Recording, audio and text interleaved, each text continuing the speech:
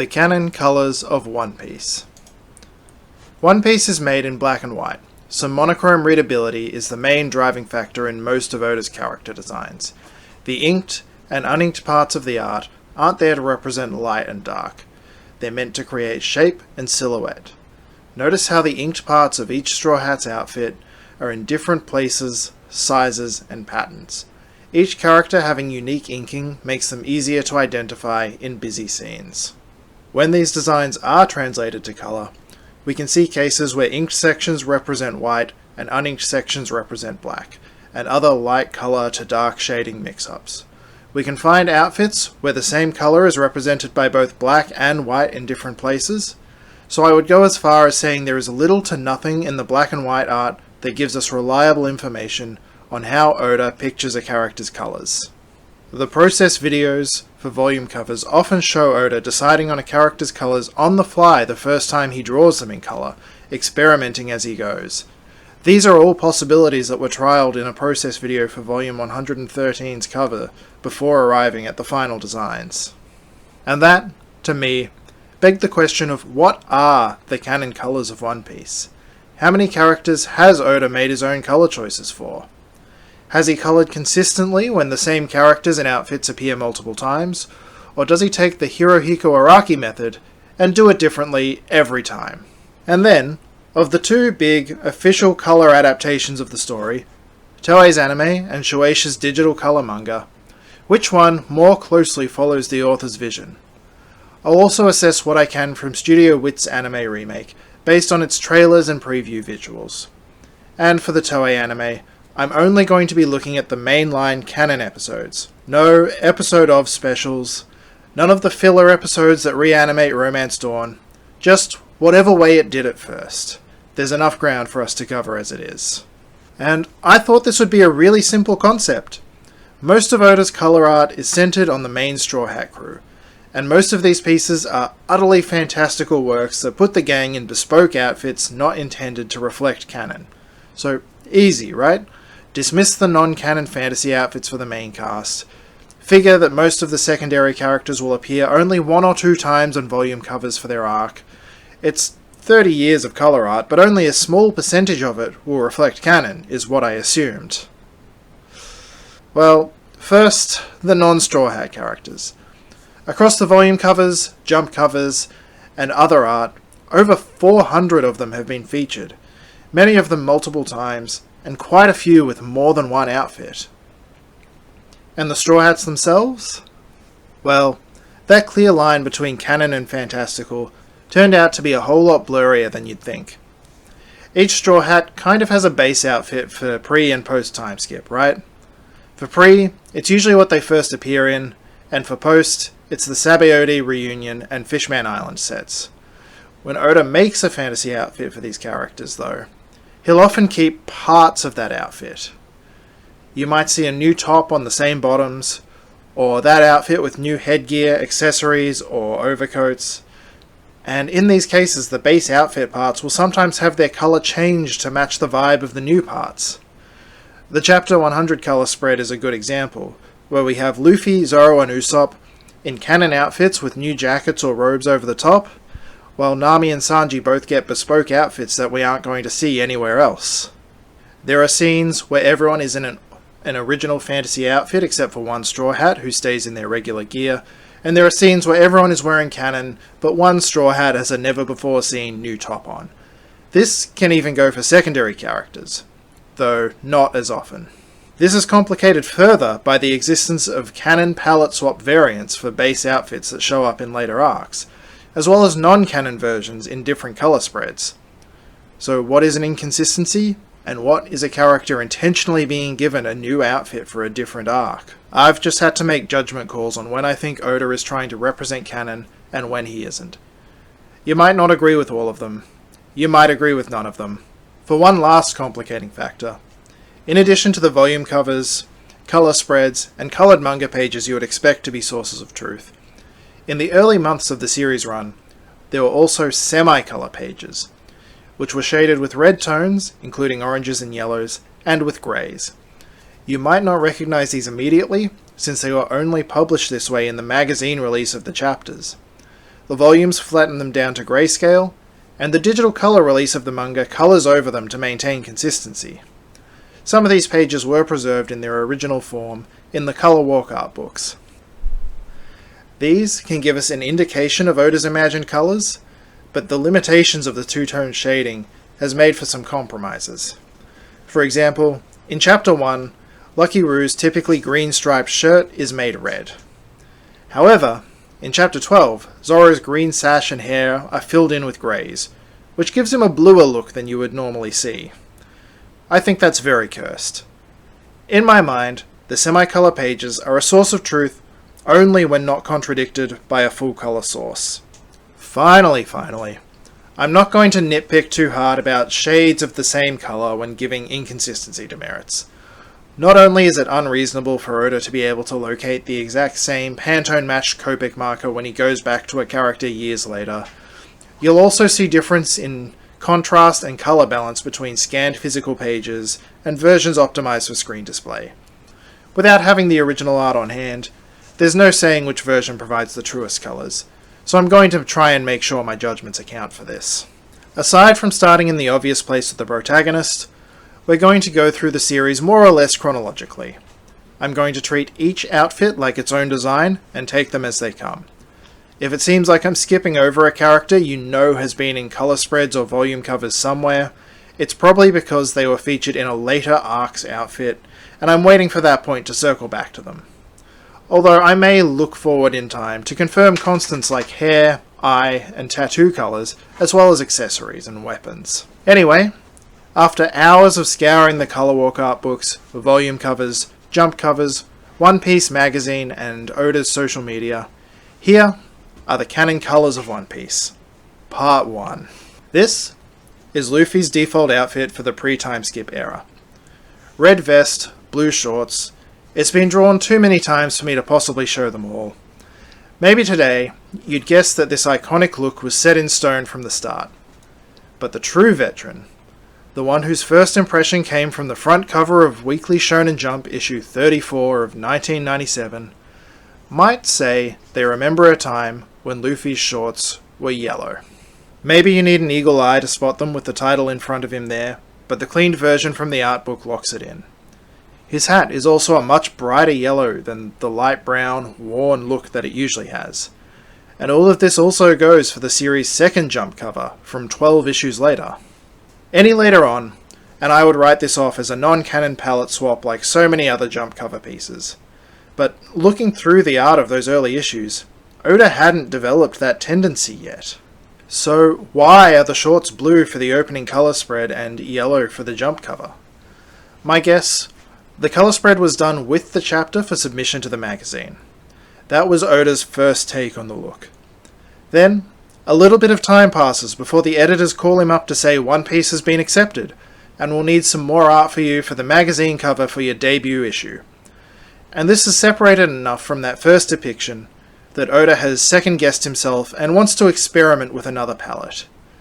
It might explain why so many of the red-haired pirates look so different on that jump cover as well. He may even have done the issue 46 cover at the same time. And then it's only later, maybe when he'd gone far enough to be drawing the first volume cover, that he decides his first idea with the blue shorts and paler hat looks better and stands by that going forward. So yes, we're giving Oda one contradiction point for flip-flopping on the main character's outfit before even reaching page 1.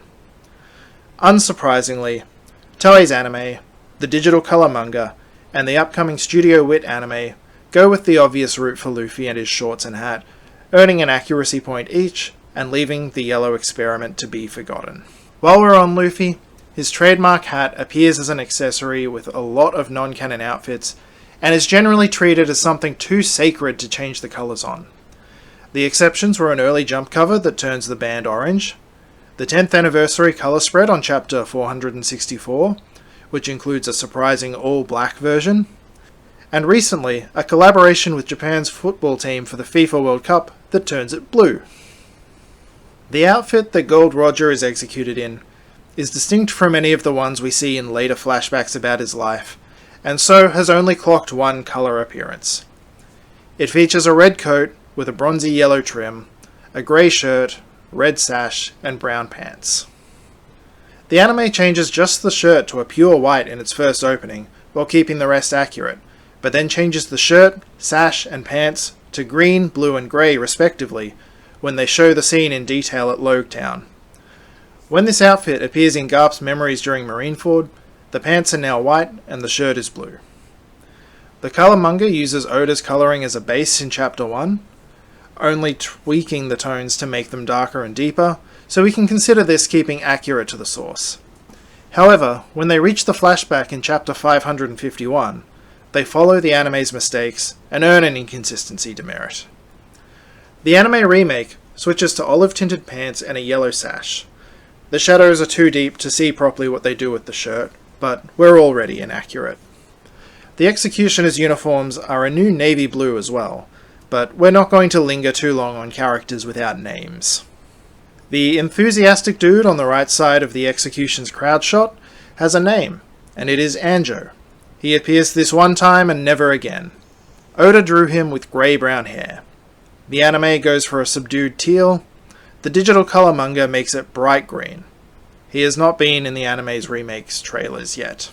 But while we're here, look at the differences in the crowd between Oda's original colouring and the digital colour manga, which has gone over the scene in an attempt to bring its palette more tonally in line with how they want their release to look. I wouldn't mind so much if they hadn't done this in such a smudgy looking way that covers up so much of the fine hair texture. It's a very lazy first impression for that release, but I think it does start to look a lot better as it goes. Round 2 with Luffy, his childhood anchor shirt.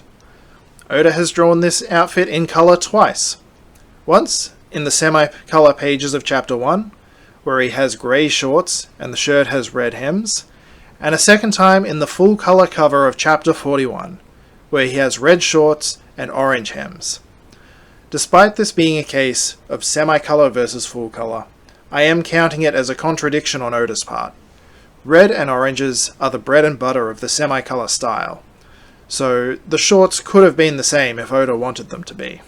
The anime goes way off with blues for the shorts and a recoloured design on the shirt. The colour manga still could have gotten away with a point for keeping Oda's semi-colour version of the shorts and the shirt's trim, but loses it for recolouring the anchor and text to match the anime. All signs point to the anime remake following the original anime for this one. The concept art shows it in full, and a blink and you miss it shot in the trailer confirms blue shorts and hems in the finished animation. You might call out that a moment later in the trailer, we can see a shirt with red hems when Luffy is receiving the straw hat. But Luffy is canonically wearing a different shirt without the anchor design for that scene, so it's not relevant to our comparisons here.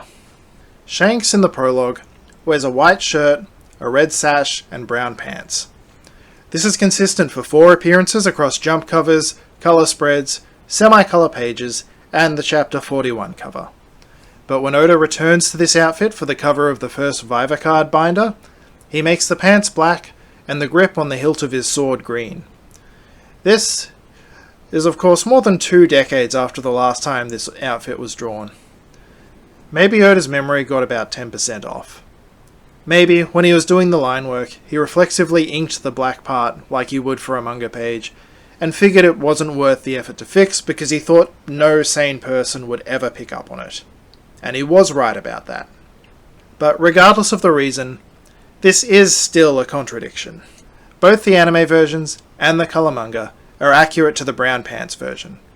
The digital colour manga even catches the green hilt on the sword. It is pretty obvious that Oda didn't have most of Shanks' crew worked out in Chapter 1. Rue, Beckman, and Yasop are the only ones I would be willing to believe that he drew with any kind of intentionality. The rest are various flavours of generic pirate with mix and match features and outfits. The lineup changes dramatically from the first jump cover to the opening colour spread and to the pages of the chapter. The Chapter 41 cover, I think, is the place where he codified the core group. Most of these draw on members of the anonymous crew from Chapter 1, but don't match them exactly. And most of these guys won't be drawn in colour again until Chapter 1065's Film Red colour spread, featuring post-time skip designs. So comparisons may be a bit thin here. Monster the monkey actually lets us reference the whole series because he doesn't have any alternate outfits to save for later. He's a monkey. He's naked. He has significantly lighter fur in the semi-color pages compared to his next appearance in the film red color spread, but I'm willing to believe that the orangey shading here represents brown and couldn't go any darker without looking bad and bleeding into the outlines. Toei omits Monster from its version of Romance Dawn, but colours him a dark shade of brown for his Marineford appearances and later. The colour manga lightens Monster's fur significantly for Chapter 1, but then darkens him to match the anime from Marineford onwards. We can see a mistake from Oda, where he drew Monster with chest fur for the Chapter 837 cover story, and the colour manga had to decide on a tone for it before he goes back to being bare-chested for his post-Wano appearances. The anime remake has not shown Monster in any promo material yet. Lucky Roo wears stripes of light and dark green on Chapter 1's colour spread, but changes to white and green for the Jump cover and Chapter 41 cover. The laces on his shirt also go from blue to white. The semi-color pages give him red stripes because green is not an option in that format. Both anime versions match Oda's later design with the green and white. The color manga does the same, even going as far as editing the Chapter 1 color spread to maintain internal consistency. They do forget about the laces, which remain blue there and white everywhere else, but I'm not going to hold them responsible for Oda's mistakes on volume covers and color spreads. They wouldn't get an inconsistency to merit here, even if they hadn't removed the light green. Everyone's favourite devoted father, Yasop, is blonde on the colour spread and Jump cover, black-haired in the semi-colour pages, and a brunette on the Chapter 41 cover. Years later, the film red colour spread finally locks in the brown hair. The headband is also never the same colour twice. This is about as indecisive as Oda gets. I really want to believe that the Yasop and Usopp connection was planned in advance, but does that mean there was a point where Oda was tossing up a blonde Usopp? Yasop's colours are just as much of a moving target in the adaptations. The anime initially splits the difference between blonde and brown with this mustard-coloured look. The blue shirt is common to a few of Oda's designs, but the blue headband is an original creation. Around the time of Marineford, his hair changes to a light brown, and then has become a much darker brown by the time of his End of Wano cameo. The colour manga struggles just as much, using the semi-colour page's black hair and the anime's blue headband at the start, making a surprising shift to blonde at Logetown, catching up to the anime's light brown by Annie's Lobby, and then shifting to a darker brown after the time skip. While just about any hair colour could be justified, no one is matching any of Oda's choices for the headband in the Romance Dawn outfit, so no points here.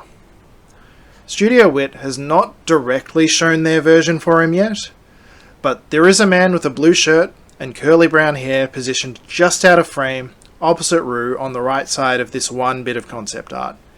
If it is him, it's as close to the Chapter 41 cover as anyone's landed so far, so I'm giving them a tentative point. In Oda's art, the shades of brown in Chapter 41 and the film red spread are close enough together despite being drawn decades apart that I would say this is Oda's final vision for the character. Oda draws Ben Beckman with brown hair on the colour spread, dark grey hair on the Jump cover, and black hair in the semi-colour pages and Chapter 41 cover. He's one of the few that actually has a consistent outfit, but while his shirt stays black, the colours of his waist sash and pants go from grey in Chapter 1 and the Jump cover to green and grey in Chapter 41. Unlike with Yasop, we're not going to do a long-term hair colour analysis here, because Beckman's hair changes in a natural and expected way over time. He just goes white with age. We'll talk about that when we get to present-day outfits. All adaptational Beckmans keep the black hair and dark v-neck, but unfortunately they all go for a yellow sash and green pants, rejecting Oda's vision for the bottom half. Lime Juice is mainly identified by his black beanie in the Jump cover, the semi-colour pages, and the Chapter 41 cover. Unfortunately, he has black hair in the Jump cover and semi-colour pages, and then becomes blonde in Chapter 41.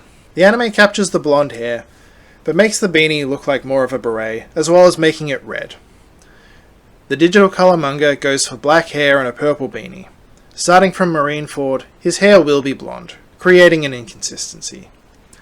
The anime remake, on the other hand, is just about spot on with the Chapter 41 version. It uses the present-day version of the beanie instead of the Romance Dawn one, distinguished by the crossbones being below the skull instead of behind, and the eye scars having a red stripe in them. But I'm not going to withhold the point based on that. It may be mixing two of his outfits, but the parts of each are both accurate to Oda's vision. The amazingly named Bonk Punch appears on semi-color pages, jump cover, and Chapter 41, but his cover outfit is unique, and his full-color Chapter 41 art mostly uses colors that would be impossible to accurately depict in a semi-color version. Except for the pants. The pants are a contradiction. The anime doesn't keep a single one of Oda's colors. The digital color manga could have matched the semi-color page, but instead chooses to go over his pants in purple. And as for the anime remake, I think this guy in the trailer is meant to be him. He's beefy and bald, but he lacks the striped shirt and panda eyes. Hongo, identified by his gap teeth and mini ponytail, has blonde hair in the semi-color pages and green hair on the jump cover. He's the only character besides Monster in this section to not be clearly represented on the Chapter 41 cover. I suspect the man obscured by Beckman's elbow could be him, even if he isn't depicted with stubble anywhere else. Should we take this to be true, it adds a light brown to the list of hair colours. Hongo is not depicted at all in the anime version of Romance Dawn. The digital colour manga is mostly true to the semi-colour version. The shorts and hair are accurate, but the green shirt can't be verified either way, given that it is a shade that format can't show, and there's no way to know what, if anything, the grey shading was meant to represent. Maybe I'm just feeling desperate enough to give out points that I'm taking not recolouring the pink shorts as a win. The choice to keep the blonde hair is also consistent with his hair colour both in later digital colour work and in Oda's depiction on the film red colour spread. Hongo has not appeared in any material for the anime remake. Hold on a minute. Let me do a side-by-side on one thing here before we move on. Look behind Rue's leg on the digital colour version. They made Hongo's leg pink. How did that happen? My first guess, I guess the digital colour manga builds on top of the grayscale volume version, not the original semi-colour pages, and they made a mistake in restoring the colour here. But then look back at the original version. The tiny little bit of Hongo's shorts leg visible under Rue is white. Oda forgot to colour it. Maybe the digital colour version was using semi-colour as a base, tried to touch up Oda's mistake with the fill bucket, and didn't realise how far it spread. Classic digital art, where the hell is the gap in the outline moment. Well, even if Hongo doesn't canonically have one pink leg, I'm still not taking back the point. Building Snake technically doesn't appear at all in Chapter 1. Not in the colour pages, not on the jump cover, and not even in the black and white panels. He makes his first appearance on the Chapter 41 cover. That makes him one of 3 of the core, named red hair pirates to not even have a vague representation in the first chapter. The other 2 are Rockstar, who was explained in the present day to be a recent recruit, so obviously wouldn't have been around for that part, and Howling Gab, who first appears at Marineford, and whose history with the crew has not been explained one way or the other. Building Snake's single appearance means that there are actually no contradictory versions of his Romance Dawn look. He's the only member of the crew to get this honour. And he still has brown hair in the present, close enough in shade that I'm not going to make a whole thing out of it. The anime, despite removing poor Hongo and Monster, adds Building Snake to its version of Romance Dawn. However, it's wrong on the shades, tattoo, and the hem of the vest. Without an appearance in a manga panel, the digital colour manga has nothing to score either way on this front. The anime remake features an accurate vest, shades, and tattoo, but his hair has taken on a pink hue. There's certainly an argument to be made that the dusty brown of his present-day hair has pinkish notes to it, but I would still call it brown. It's not vivid enough to give the remake version a point for being accurate. And we are finally through the red hair pirates. I did not expect them to take so much time up front when I started this. On to Barkeep Makino. Her Romance Dawn outfit has appeared twice. Once in the semi-colour pages for Chapter 1, and again later for the Claw Machine colour spread for Chapter 1161. Her black hair, black shirt, and matching red-orange lattice vest and bandana are consistent. The anime gives her green hair and simplifies the outfit design, as well as changing the bandana colour entirely. The digital colour manga is true to the manga's black hair, but it actually softens the outfit colours so much that they actually read of 2 tones of orange instead of an orange and a red. It actually makes me feel so petty not to give an accuracy point here. I was sure they'd match up until I put the two side by side. If it hadn't been for the claw machine version doubling down on the red, I might still have done it. The anime remake takes the original anime's greenish hair tint, although it is much more subtle here, as well as the digital colour manga's 2 orange tones for the outfit, and then adds in its own navy blue shirt. The bandit Higuma shows up in the semi-colour pages in a salmon-coloured coat over a white shirt and black pants. The anime makes the coat a darker maroon brown, while the colour manga makes it bright red. The anime remake has shown no sign of him yet. The big fish monster, the Lord of the Coast, was given Canon colours in the Casual Discovery colour spread for chapter 516. It's a light brown, with fins striped white and teal. The anime goes for a dark, greyish-brown skin colour, and fins in 2 shades of blue. It also gives it evil red eyes. The colour manga goes for a green body, and fins in light blue and black. The anime remake sticks close to the original anime's colouring for the skin and fins, but makes the eyes yellow. Oda didn't give the big fish its colours until long after Toei had gone their own way with it. He was also a couple of years ahead of the digital colour manga, but it's hard to say how long that version was in production before the first volume dropped. Considering that they released over 60 volumes in their first year, I would say a while? So it's likely they'd already coloured the fish by the time Oda made that colour spread. So these releases have excuses for not following him. It is then disappointing to see Studio Wit, who have come late enough to have seen Oda's version, just following Toei instead. Let's take a break here. I knew I'd be doing this in chunks, but I thought part 1 would be something like East Blue as a whole, not Chapter 1. Here is our scorecard for Romance Dawn. Out of 16 character designs, Oda's colour work is inconsistent on more than half. Toei Animation aligns exactly with Oda on only 4 of the 15 characters it depicted, but maintains strong internal consistency. The digital colour manga agrees with Oda more often on the 15 that it depicted, but is often pulled into his inconsistencies with changing hair colours from those looser days. The anime remake does shockingly well for a series that isn't even out yet, depicting 12 out of 16 character designs in either trailers or concept art, and matching Oda with 5 of them, giving it the best hit rate by percentage. It does look a tad grim at this stage, for both Oda's consistency and the adaptation's accuracy to him, but I think the discrepancies mostly come from the early series growing pains of a new author. I expect things to level out a lot more from this stage. Let me know if this was interesting enough to see more of, and I hope you will join me to tackle the rest of the East Blue in the next one. Do the YouTubey things if you want to, I'm not going to beg. I'm doing this because I have these thoughts in me and a drive to get them out, and I will keep doing that until it's not fun anymore.